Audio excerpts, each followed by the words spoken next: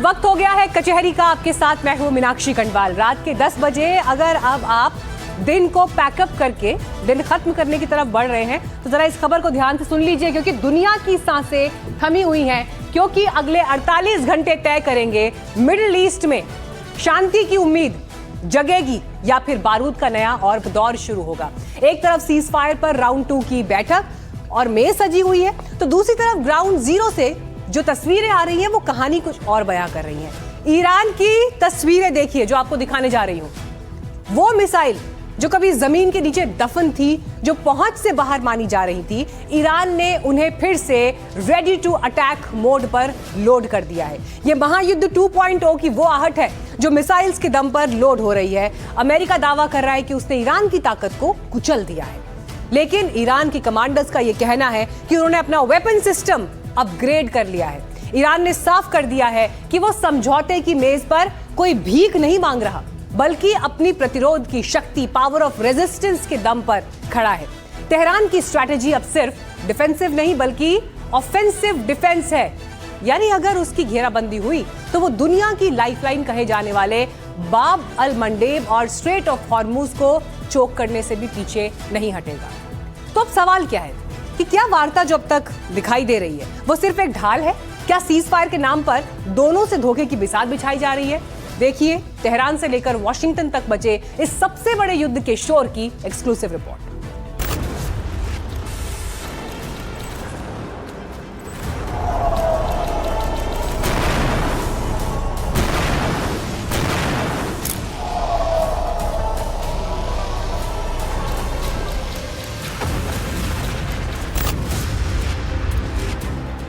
Iran से आई ये तस्वीरें बताती हैं कि उसने सीज फायर वाले टाइम का किस तरह इस्तेमाल किया है। ईरान की जो मिसाइलें जमीन में दब गई थीं, जहां तक पहुंचना मुश्किल हो चुका था, ईरान ने धीरे धीरे उन मिसाइलों को एक बार फिर रेडी टू अटैक मोड के लिए तैयार कर लिया है। ईरान अब एक बार फिर जंग की तैयारी कर चुका है। महायुद्ध 2.0 मिसाइलों के दम पर लोड होता दिखता है।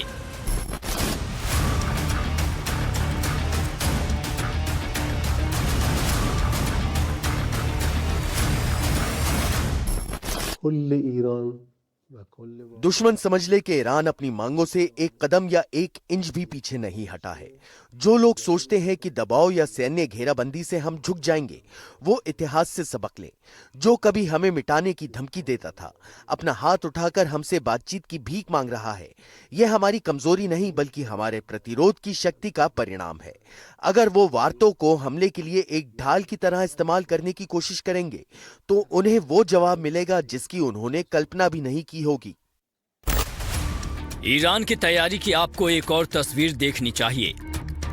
अमेरिका दावा करता है कि ईरान की नेवी और एयरफोर्स खत्म कर दी गई है। इस बीच ईरान के IRGC कमांडर कैमरे के सामने थे, दुनिया के सामने खुलकर दावा कर रहे थे कि हमने अपने वेपन सिस्टम को अपग्रेड कर लिया है और मॉडर्न एयर डिफेंस कैपेबिलिटी हासिल कर ली है। जब ये इंटरव्यू चल ही रहा था तब उसी दौरान एक मिसाइल को इंटरसेप्ट किया गया। تحت نظر داشتیمش ردگیری شد و برای شلیک یه موقعیت خیلی عالی رو در اختیار داشتیم. پهپاده؟ کروز بود. इसके बाद ईरानी कमांडर कहते हैं कि हम किसी भी सिचुएशन के लिए तैयार हैं। जो लोग कहते हैं कि ईरान खत्म हो गया, उन्हें हमारी ताकत का अंदाजा नहीं।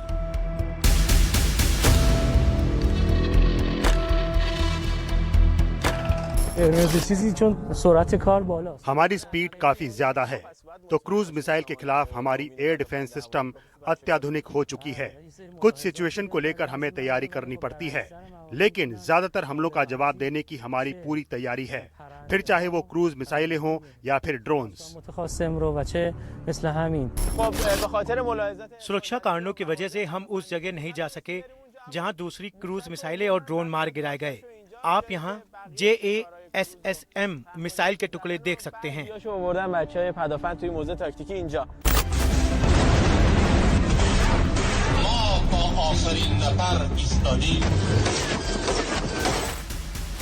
दरअसल ईरान ये तय कर चुका है कि वो अमेरिका की उन शर्तों को नहीं मानेगा जिसमें ईरान को अपनी न्यूक्लियर और मिसाइल ताकत से समझौता करना पड़े। इसीलिए वो प्लान बी पर काम कर रहा है और इसी के तहत जमीन से लेकर समंदर और आसमान तक का सिस्टम रीएक्टिवेट किया जा रहा है। तेहरान से खबरें आ रही हैं कि ईरान को अमेरिका की हर चाल का पता है।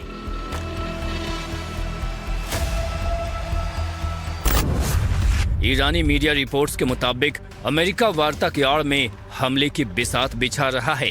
ईरान की नजर खाड़ी में अमेरिकी नौसेना की अब तक की सबसे बड़ी घेराबंदी पर है। अमेरिका एयर ब्रिज बना चुका है जिससे हथियारों की बेरोक टोक सप्लाई हो सके। ईरान की नजर में ये हवाई गलियारा भी है। अमेरिका C-5 और C-17 जैसे विशाल विमानों से हथियारों का जखीरा उतार रहा है। बहरीन के पास तटों पर अमेरिकी सेना का विशेष युद्धाभ्यास, ईरान ने इसे भी नोट किया है। ईरानी द्वीपों के ऊपर अमेरिकी टोही ड्रोनों की लगातार उड़ानें और डिफेंस सिस्टम का हाई अलर्ट पर रहना।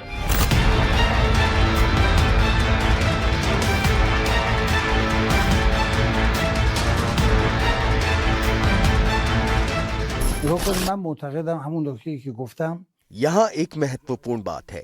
एक कहावत है कि अगर गांठ हाथ से खुल सकती है तो दांतों का इस्तेमाल नहीं करना चाहिए। यहाँ किसी भी हालत में युद्ध विराम अधूरा ही स्थापित हुआ था और जैसे कि मैंने समझाया, अगर वो युद्ध विराम लागू नहीं करते और हम युद्ध विराम जारी नहीं रखते तो हम युद्ध फिर से शुरू कर देंगे और साथ ही बातचीत भी रोक देंगे। दोनों ही बातें होंगी। हम बातचीत बंद कर देंगे और युद्ध फिर से शुरू कर देंगे। लेकिन मैं फिर कहना चाहता हूं कि हम एक स्थायी शांति चाहते हैं, एक ऐसी स्थायी शांति जिसमें गारंटी शामिल हो ताकि ऐसी स्थिति दोबारा ना हो। हम जंग शुरू करें। ईरान इन तैयारियों को लेकर 2 सिनेरियो पर काम कर रहा है। पहला मनोवैज्ञानिक युद्ध, जहां अमेरिका दबाव बनाकर अनुचित मांगे मनवाना चाहता है, और दूसरा है धोखाधड़ी और अचानक हमला।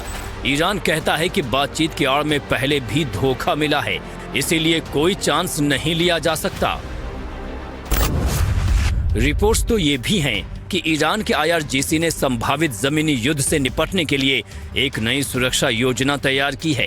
इस योजना के तहत ईरान ने अपनी सीमाओं के भीतर अफगान, पाकिस्तानी और इराकी मिलिशिया को तैनात करना शुरू कर दिया है। IRGC ने रणनीतिक रूप से ईरान को 3 सुरक्षा क्षेत्रों में विभाजित किया है। मध्य और उत्तरी ईरान में फातिमियून ब्रिगेड यानी अफगान शिया लड़ाके डिप्लॉय हैं। पूर्वी और दक्षिण पूर्वी ईरान की सुरक्षा ज़ैनेबियोन ब्रिगेड यानी पाकिस्तानी शिया लड़ाकों के जिम्मे है। अहवाज और ईरानी कुर्दिस्तान में इराकी शिया गुटों जैसे कताइब हिजबुल्ला, हरकत अल मुजाबा और बद्र संगठन को डिप्लॉय किया गया है।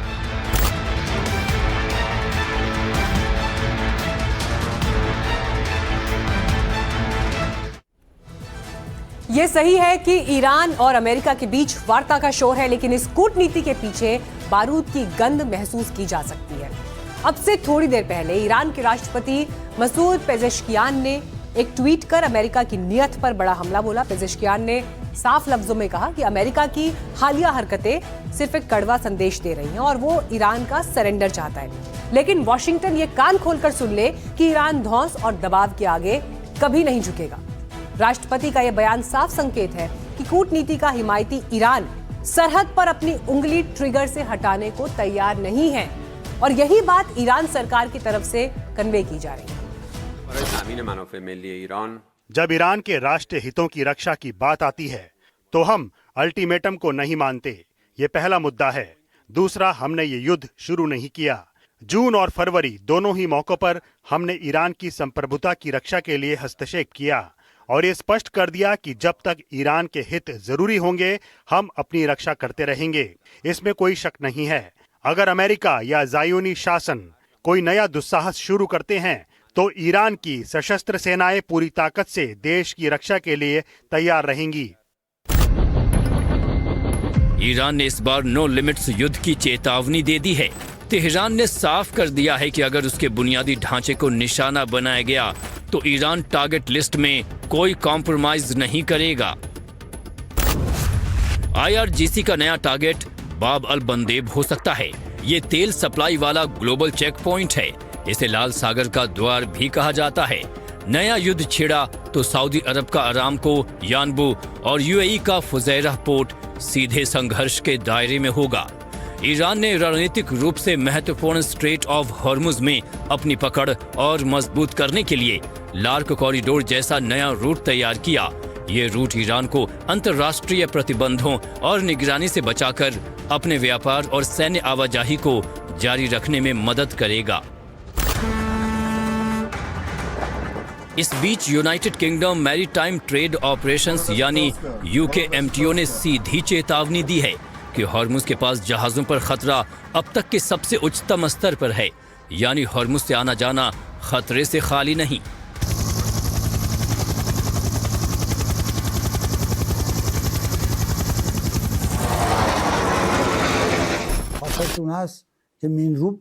आपको याद होगा जब वो बारूदी सुरंगों को साफ करने के लिए एक माइन स्वीपर भेजना चाहते थे, तब हम डट कर खड़े रहे, उनका सामना किया और इसे युद्ध विराम का उल्लंघन मानते हुए कहा कि अगर आपने कोई कार्रवाई की तो हम हमला करेंगे। बात टकराव तक भी पहुंच गई थी, लेकिन फिर वो पीछे हट गए। इसीलिए अगर आज हॉर्मुज स्ट्रेट में कोई यातायात चल रहा है तो उसका नियंत्रण हमारे हाथों में है। अभी 2-3 दिनों से उन्होंने नाकाबंदी लगा रखी है। नाकाबंदी का क्या मतलब है? इसका मतलब है कि हर कोई आ जा सकता है, लेकिन ईरान नहीं। सोचिए कितना नासमझी भरा फैसला है।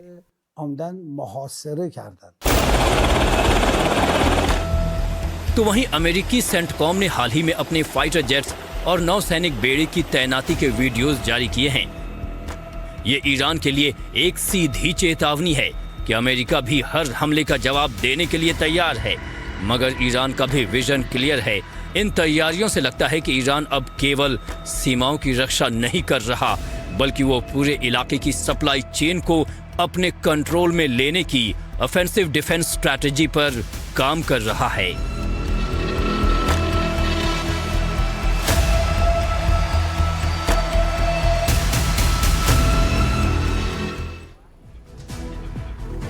ये तो हुई ईरान की तैयारियों की बात, लेकिन जहां तक ईरान और उसके कंट्रोल वाले हॉर्मुज स्ट्रेट का सवाल है तो इस पर हर घंटे अपडेट्स आ रहे हैं। सिचुएशन तेजी से बदल रही है। अब से कुछ देर पहले ट्रंप ने एक न्यूज चैनल को इंटरव्यू दिया और कहा कि अगर सीज फायर खत्म हो गया तो ईरान की धरती पर कई बम धमाके होंगे। ट्रंप बार बार कहते हैं कि हॉर्मुज से ईरान पीछे हटे और अपना न्यूक्लियर एम्बिशन छोड़ दे। लेकिन जहां तक हॉर्मुज का सवाल है तो पिछले 24 घंटे की हलचल ने यह साफ कर दिया है कि खाड़ी का युद्ध अब केवल बयानों तक सीमित नहीं रहा, बल्कि समुद्र के अंदर एक्शन शुरू हो चुका है। ईरान के रेवोल्यूशनरी गार्ड्स ने ऐलान किया है कि हॉर्मुज के रास्ते अब किसी भी देश या किसी भी तरह के जहाज को गुजरने की अनुमति नहीं दी जाएगी। जबकि कुछ दिन पहले ही ईरान के विदेश मंत्री अब्बास अरागची ने कहा था कि हॉर्मुज दुनिया के लिए खुल चुका है। इसीलिए जिस तरह सीज फायर, डील और युद्ध को लेकर अनिश्चितता बनी है, उसी तरह हॉर्मुज स्ट्रेट के बारे में भी दुनिया फिक्रमंद है। ईरान अमेरिकी सर्विलांस से बचने के लिए नया कॉरिडोर बना रहा है, लेकिन अमेरिका नाकेबंदी पर अड़ा है। सवाल यही है कि अगर हॉर्मुज पर बात नहीं बनी, ईरान और अमेरिका दोनों अड़े रहे, तो फिर आगे का रास्ता दुनिया के लिए कितना कठिन होगा। क्या तेल के दाम $200 प्रति बैरल तक पहुंच जाएंगे?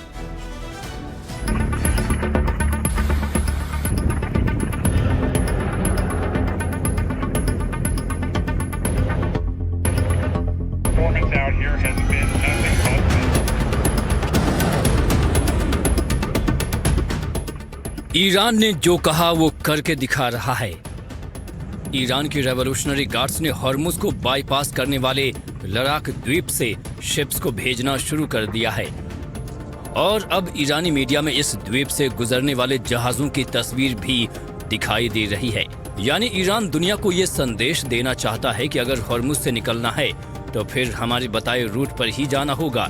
ऐसा नहीं किया तो जहाज टारगेट पर आ सकते हैं।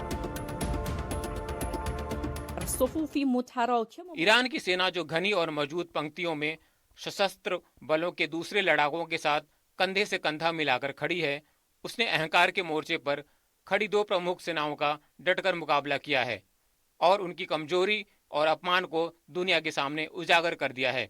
जिस तरह हमारी सेना के ड्रोन अमेरिकी और इजरायली अपराधियों पर बिजली की तरह प्रहार करते हैं, उसी तरह हमारी बहादुर नौसेना अपने शत्रुओं को नई पराजय का कड़वा स्वाद चखाने के लिए तैयार है। दरअसल ईरान ने इस रूट की तस्वीरें इसलिए जारी की हैं क्योंकि उसने एक बार फिर हॉर्मुज को बंद कर दिया है। ये ईरान के पहले के उस बयान से बिल्कुल उलट है जिसमें उसने हॉर्मुज स्ट्रेट को दुनिया के लिए खुला बताया था और यही हॉर्मुज बातचीत का सबसे बड़ा पॉइंट भी है। रॉयटर्स की रिपोर्ट के मुताबिक जनरल आसिम मुनीर ने हॉर्मुज ब्लॉकेड को लेकर प्रेसिडेंट ट्रंप से बात की। रिपोर्ट के मुताबिक पाकिस्तान चाहता है कि अमेरिका हॉर्मुज से ब्लॉकेड हटा ले ताकि बातचीत आगे बढ़ सके। प्रेसिडेंट ट्रंप ने बातचीत में कहा कि वो इस प्रपोजल के बारे में सोचेंगे। रिपोर्ट में ऐसा दावा किया गया कि अब ट्रंप एडमिनिस्ट्रेशन की तरफ से इस रिपोर्ट को लेकर ज्यादा कुछ नहीं कहा गया, लेकिन इतना जरूर है कि हॉर्मुज ब्लॉक होने के बाद दुनिया एक बार फिर बयान जारी करने लगी। चीन के प्रेसिडेंट शी जिनपिंग और सऊदी प्रिंस के बीच बातचीत हुई जिसमें जिनपिंग ने कहा कि हॉर्मुज का नॉर्मल रूट मेंटेन किया जाना चाहिए। हॉर्मुज स्ट्रेट में स्थिति संवेदनशील और जटिल है।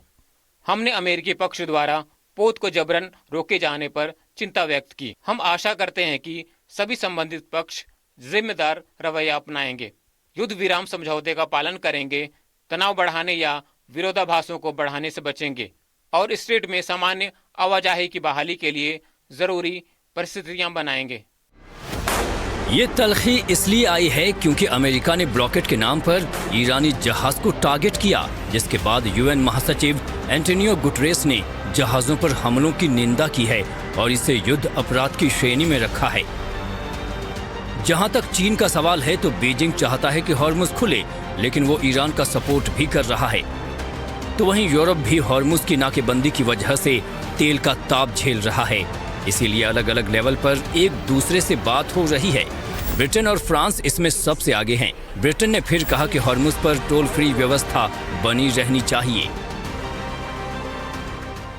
So this is a time of huge global instability and turbulence, and I have come here having travelled through 5 different countries in the last 6 days, all talking about the importance of the reopening of the Strait of Hormuz, something that I know we strongly share, our commitment to freedom of navigation and to international law and the law of the sea and the many issues that we will discuss.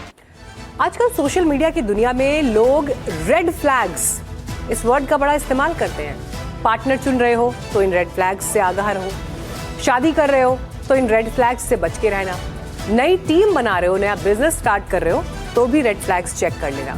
तो red flag social media की reels में तो कम से कम keyword है, लेकिन world diplomacy में एक देश को रेड फ्लैग कहते हुए मीडिया में खबर छप जाएगी, ये किसने सोचा था।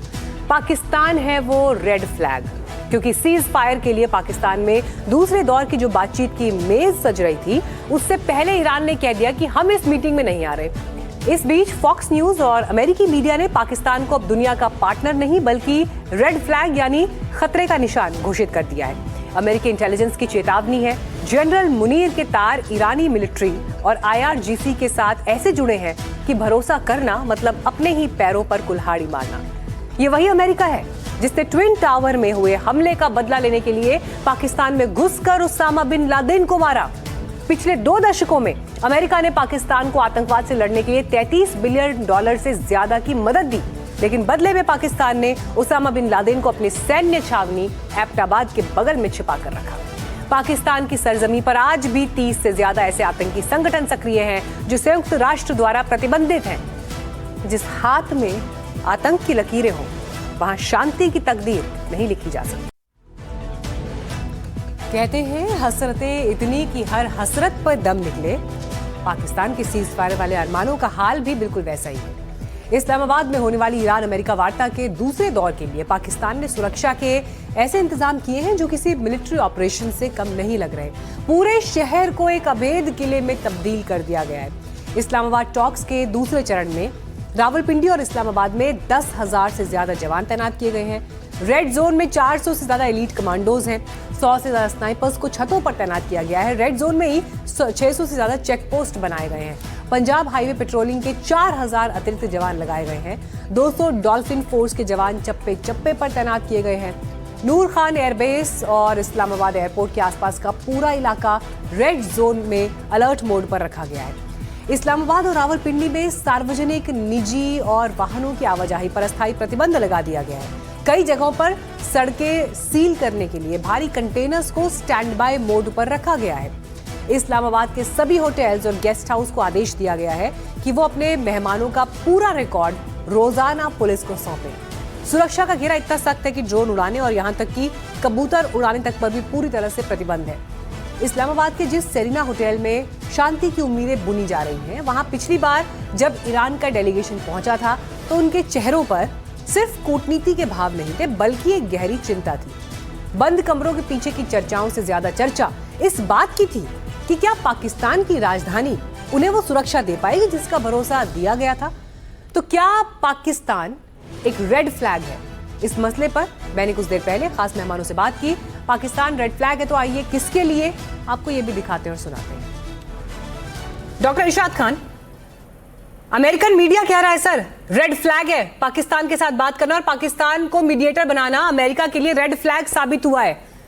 पाकिस्तान की मीडिया में, अमेरिका की मीडिया में छप रहा है सर, और अब आखिरकार ईरान नहीं आ रहा बातचीत की टेबल पर। क्या करेंगे अब आप लोग? बहुत शुक्रिया जी कि मेरे पाकिस्तान में अमेरिकन एजेंसीज के लोग पहुंच चुके हैं, आज रात ही पहुंचे हैं। एक बेहतरीन तरीके से मेहमानों की खुशामदीद करने की तैयारियां जारी हैं मेरे इस्लामाबाद में। हमने फोर्सेस भी लगा दी, हमने एजेंसीज भी लगा दी कि आप जैसे दहशतगर्द हमारे करीबी पड़ोसी हैं कि कोई गलत तरीके से कुछ मामला ना कर दें आप लोग हमारे साथ। देखिए बदबू आप लोगों में से आ रही है, पाकिस्तान में से नहीं आ रही। पाकिस्तान तो अजीम से अजीम तर बन रहा है। जितना इस वक्त पाकिस्तान के लिए नाम लिया जा रहा है, जितना मेरे वजीर आजम, नहीं मैंने, आपने शायद मेरा सवाल नहीं सुना। आपने जितनी भी बातें बोली सर, जितनी भी बातें बोली, आपने टॉयलेट पेपर का जिक्र किया। टॉयलेट पेपर पता है किसने बना रखा है? टॉयलेट पेपर किसने बना रखा है मैं आपको बताती हूँ। मैंने सोचा आप अपनी बात पूरी कर लें, उसके बाद कहूंगी आपको। टॉयलेट पेपर जो आतंकवादी आपके देश में बैठे हैं, सबसे बड़ा ही नाम ले देती हूँ, उसे तो पूरी दुनिया में जानते हैं सब लोग। ओसामा बिन लादेन कहां पर था? वो पाकिस्तान में था सर। पाकिस्तान में था ना। टॉयलेट पेपर की तरह पाकिस्तान को ओसामा बिन लादेन ने इस्तेमाल किया सर। जानकारी, जरा तथ्यों को सही करिए। ये वही ओसामा बिन लादेन है जिसने न्यूयॉर्क में ट्विन टावर गिराए, और ये वही ओसामा बिन लादेन है सर जिसको मारने के लिए 10 साल वेट किया अमेरिका ने, और उसके बाद नेवी सील्स ने स्पेशल ऑपरेशन चलाकर आपके देश के भीतर घुसकर मारा। लाश तक आप लोगों के हाथ नहीं लगने दी सर। ये है फैक्ट, ये है फैक्ट। आतंकवादियों ने टॉयलेट पेपर की तरह इस्तेमाल किया। अगर सही डेफिनेशन बतानी है सर ने, तो फिर भी थोड़ा सा पोलाइटली आपको बोला, मैं आपको सही शब्दों में तथ्य के साथ बता रही हूँ।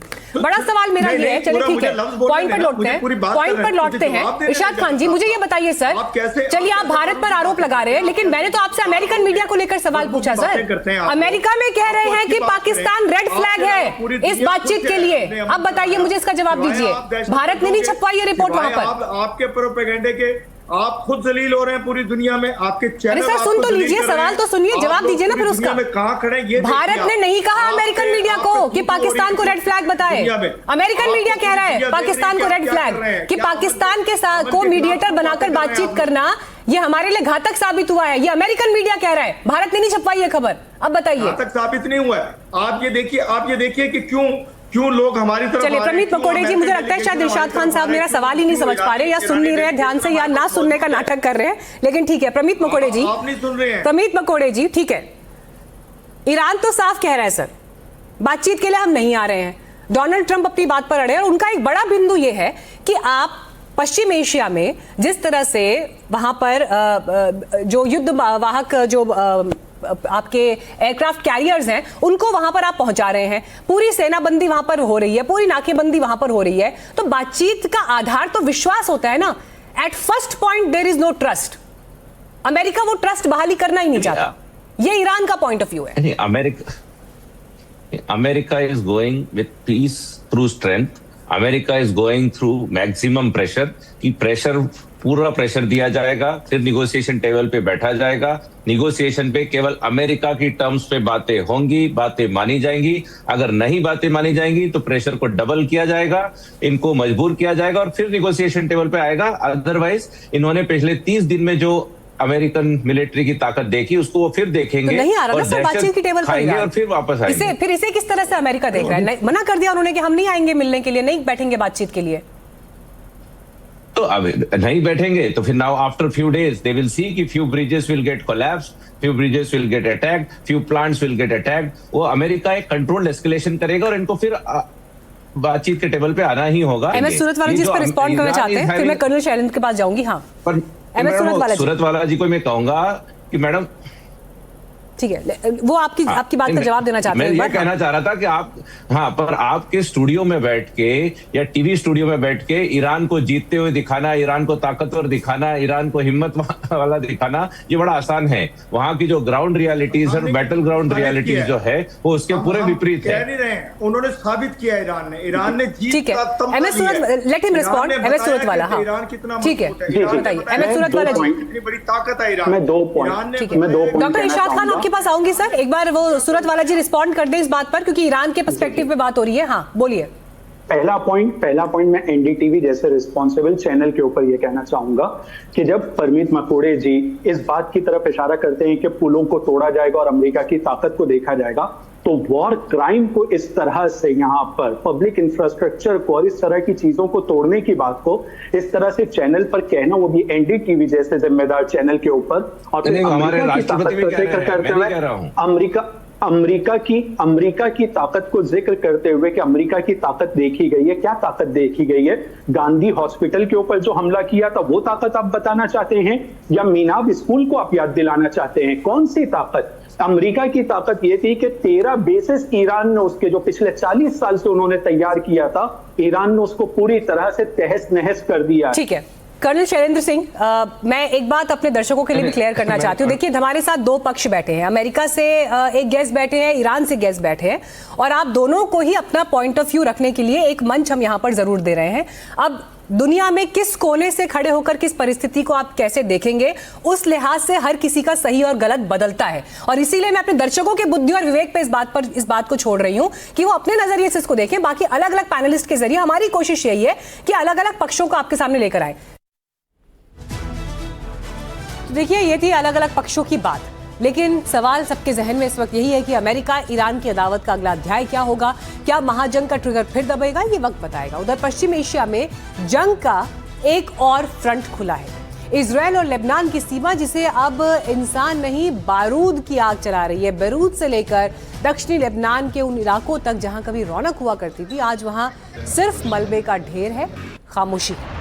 इजराइल से लेकर दक्षिणी लेबनान एक ऐसी विनाशकारी परिस्थिति में है जिसने शहर के शहर लील लिए हैं। लोग बेघर हैं, घर राख हो चुके हैं और उम्मीदें धुएं में खो गई हैं। इजराइल और हिजबुल्लाह के बीच जंग में बैरूत समेत दक्षिणी लेबनान में भीषण नुकसान हुआ है। क्या ये महज एक सैन्य कार्रवाई है या फिर एक पूरी सभ्यता का अंत? हमारी टीम उन इलाकों की सरहदों पर मौजूद है जहां हालात, जमीनी हकीकत क्या है, पूरी तस्वीर आपके सामने रखेंगे।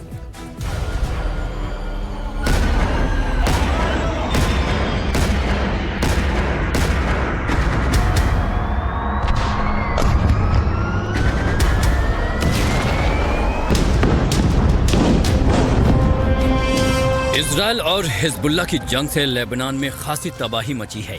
16-17 अप्रैल की रात से लेबनान और इजराइल के बीच 10 दिनों का युद्ध विराम लागू हुआ, लेकिन खबरें आई कि इजराइल ने सीज फायर के बावजूद दक्षिणी लेबनान में हमला किया। लेबनान में जहां जाओ वहां बर्बादी ही बर्बादी दिख रही है। इस वक्त हम लेबनान की राजधानी बैरूत के शहर में हैं और बैरूत शहर से दक्षिण का इलाका दहिये का कहलाता है, जो हिजबुल्लाह का गढ़ माना जाता है, और उस दहिये में बेर अल अब्द नाम के इलाके में हम खड़े हैं। और मेरे पीछे जो आप देख सकते हैं ये वो इलाका है, ये वो मकाने हैं जहां आम लोग रहते थे, हिजबुल्लाह के समर्थक रहते थे। और इस पे पिछले 2 मार्च से अगर आप देखें तो जो हमले यहाँ पर हुए हैं उसका जीता जागता सबूत आपके सामने है। ये पूरी बिल्डिंग जो है या तो डैमेज हो चुकी है, इस पे क्षति पहुंची है, या जो खड़ी बिल्डिंगें आप देख भी रहे हैं, जो टावर्स आप देख रहे हैं जिस पे कोई अटैक के निशान नहीं लग रहे हैं, वो भी खतरे की एक घंटी है, वो भी कभी भी गिर सकती है। ना सिर्फ सड़क के इस तरफ बल्कि सड़क के इस तरफ भी, मेरे कैमरा पर्सन अगर आपको दिखाएं तो इधर भी इन बिल्डिंग्स पर भी हवाई हमले जो इजराइल ने पिछले 2 मार्च से किए हैं बेरूत के पास दाहिए शहर में जबरदस्त तबाही मची है। सीज फायर के चलते अभी इजरायली जेट तो नहीं दिख रहे, लेकिन ड्रोन अक्सर गुजर रहे हैं।